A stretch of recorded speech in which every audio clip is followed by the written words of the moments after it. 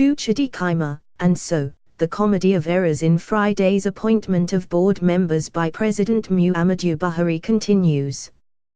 Dead people were nominated. Names were duplicated.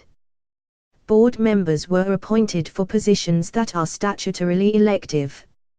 How about appointing board members for a company that the federal government has privatized through concession after a crisis spanning 8 years? In the list released by the Office of the Secretary to the Government of the Federation, Aluko Julie Olyabakola, C. Udwa, Iroda Fuloti and Modomiza Lawal were announced as board members of the National Iron Ore Mining Company, IAMCO, Itakpe, Kogi State. On August 1, 2016, well over a year ago, the federal government renegotiated the concession agreement with Global Steel Holdings Limited, GSHL, for IAMCO, Itakpe. No smiles.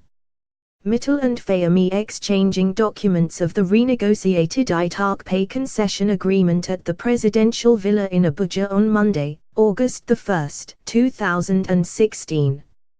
Nan Photo GSHL reverted the Ajokuta steel complex to the federal government, to free it from all contractual encumbrances that had left it uncompleted and non-functional for decades, but retained IAMCO.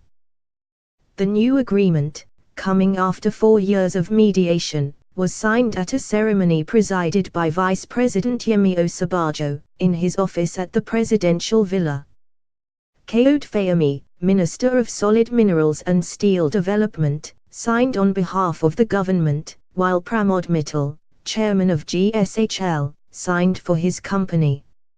Federal government was even able to negotiate a higher concession fee payable by GSHL from 3% of turnover to 4%.